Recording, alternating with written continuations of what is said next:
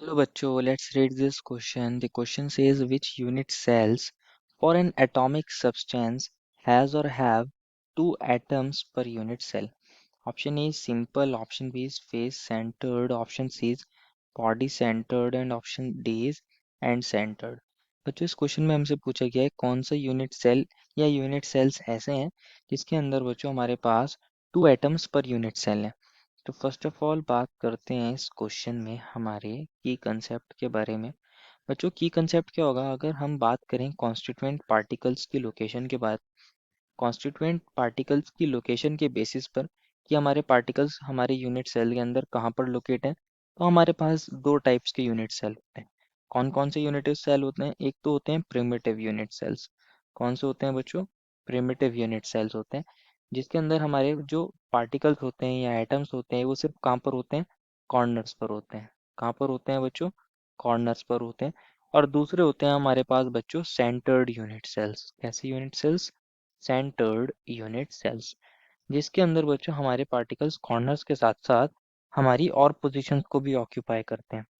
क्या मतलब है बच्चों? इसको भी समझते हैं। इसके अंदर जो पार्टिकल्स होते हैं वो हमारे पास या एटम्स होते हैं वो कॉर्नर्स के साथ अदर लोकेशन भी ऑक्यूपाई करते हैं, कॉर्नर प्लस अदर लोकेशन।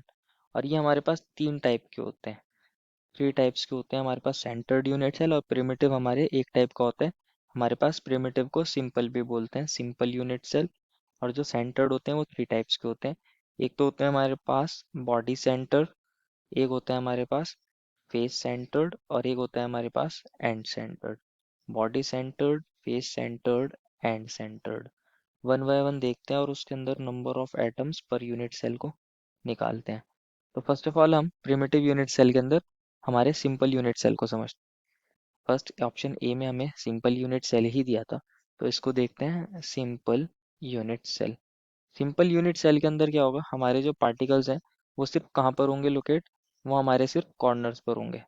कहाँ पर होंगे? सिर्फ कॉर्नर्स पर। तो टोटल हमारे यूनिट सेल के 8 कॉर्नर्स है। तो हमारे पास यहाँ पे 4 कॉर्नर्स ऊपर वाले और 4 कॉर्नर्स नीचे वाले हैं। टोटल 8 कॉर्नर्स पर 8 पार्टिकल्स बैठे हैं या 8 एटम्स बैठे हैं। तो अगर हमें number of atoms per unit cell निकालना हो, number of atoms per unit cell की एक यूनिट सेल के अंदर कितने एटम है, तो बच्चों अगर हम बात करें हमारे पास टोटल 8 कॉर्नर्स हैं और हर कॉर्नर पर एक पार्टिकल है। जो कॉर्नर पे पार्टिकल लाई करता है वो एक्चुअल में 8 यूनिट सेल्स के अंदर शेयर होता है, तो उसका एक यूनिट सेल के अंदर कंट्रीब्यूशन 1/8 हो जाता है। हमारे पास एक पार्टिकल का कॉर्नर पर कंट्रीब्यूशन एक यूनिट सेल के अंदर 1/8। टोटल हमारे कितने पार्टिकल्स हैं या कितने एटम्स हैं? 8। 8 का कंट्रीब्यूशन कितना हो जाएगा? 8 इंटू 1/8। तो यहाँ number of atoms per unit cell कितने आ जाते हैं? 1 आ जाते हैं। अब हम बात करते हैं दूसरे टाइप की, जो हमारे सेंटर्ड यूनिट सेल है। उसमें हम ले लेते हैं first of all face centred को। क्या ले लेते हैं? Face centred unit cell. Face centred unit cell के अंदर क्या होगा बच्चों? अभी हमने देखा था सेंटर्ड यूनिट सेल के अंदर हमारे पार्टिकल कॉर्नर पर होते हैं और अदर पोजीशन को भी ऑक्यूपाई करते हैं। तो यहाँ पार्टिकल बच्चों हमारे जितने भी कॉर्नर्स हैं इन सभी कॉर्नर पर हमारे पार्टिकल होंगे। नीचे वाले 4 कॉर्नर्स पर भी हमारे पार्टिकल होंगे। और हमारे पास एक जो ऊपर का फेस है इस पर पार्टिकल, एक नीचे वाले पर, एक राइट वाला फेस, एक लेफ्ट वाला फेस, एक जो पीछे फेस है उस पर पार्टिकल और एक जो फ्रंट में फेस है उस पर पार्टिकल।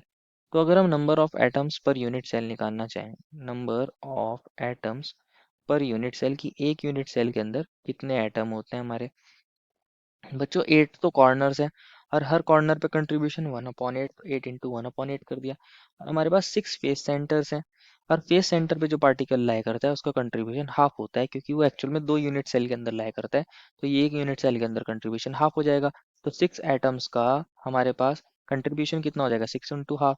तो इसको सॉल्व करते ही आ जाता है 1 प्लस 3 दैट इज 4। तो यहाँ 4 एटम्स पर यूनिट सेल होते हैं। सी ऑप्शन में हमें मिला है बॉडी सेंटर्ड, तो सी ऑप्शन को भी देख लेते हैं। सी ऑप्शन में कौन मिला है हमें? Body centred. अगेन ये भी हमारे पास क्या है? एक सेंटर्ड यूनिट सेल है। और बॉडी सेंटर्ड यूनिट सेल के अंदर हमारे पास पार्टिकल कहाँ होंगे? कॉर्नर्स पर तो होंगे ही होंगे। चारों कॉर्नर्स ऊपर वाले, चारों कॉर्नर्स नीचे वाले। और एक पार्टिकल होता है बिल्कुल बॉडी के सेंटर पे, यहाँ बिल्कुल सेंटर में लाया करते हैं हमारे, बिल्कुल यूनिट सेल के अंदर बिल्कुल सेंटर पे।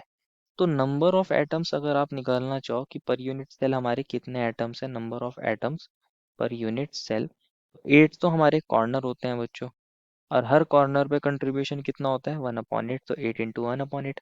और एक पार्टिकल पूरा बॉडी सेंटर पर है और उसका फुल कंट्रीब्यूशन है, फुल कंट्रीब्यूशन क्योंकि वो अंदर है बिल्कुल, तो कितना आ जाएगा 1 + 1, तो number of atoms per unit cell कितना आ गए 2 आ गए। एंड डी ऑप्शन में मिला है हमें एंड सेंटर्ड। डी ऑप्शन में कौन मिला है बच्चों हमें end centred. End centred unit cell के अंदर अगेन सेंटर्ड यूनिट सेल है, तो पार्टिकल्स कॉर्नर्स पर तो होंगे ही होंगे, कॉर्नर्स पर तो होंगे ही होंगे। और एंड सेंटर्ड के अंदर क्या होता है, हमारे दो पार्टिकल जो है हमारे अपोजिट फेसेस पर होते हैं, आमने सामने वाले फेस पर। मान लीजिए एक ऊपर वाले फेस पर, एक नीचे वाले फेस पर, एक राइट एक लेफ्ट भी हो सकता था, एक फ्रंट एक पीछे वाला फेस भी हो सकता था। तो सिर्फ एक ही फेस के पेयर्स पर हमारे क्या होते हैं एटम्स होते हैं। तो अगर हम यहाँ number of atoms per unit cell निकालना चाहेंगे, तो number of atoms per unit cell, एक यूनिट सेल के अंदर हमारे कितने एटम है 8, तो कॉर्नर्स होते हैं और कॉर्नर पे कंट्रीब्यूशन 1/8। और हमारे दो फेस सेंटर वाले हैं और उनका कंट्रीब्यूशन हाफ होता है, क्योंकि इस फेस सेंटर पे पार्टिकल लाई करता है, उसका कंट्रीब्यूशन हाफ, कॉर्नर पे लाई करेगा तो 1/8। तो कितना आ जाएगा 1 + 1 that is 2। 2 atoms per unit cell आए हैं हमारे एंड सेंटर्ड और बॉडी सेंटर्ड। फेस सेंटर में आए थे 4 और सिंपल में आए थे 1। तो हमसे तो सिर्फ 2 वाले पूछे थे कि 2 एटम्स पर यूनिट सेल कहाँ है, तो वो बॉडी सेंटर और एज सेंटर में है। Therefore final answer is option number C and D. I hope you understood it well and best of luck.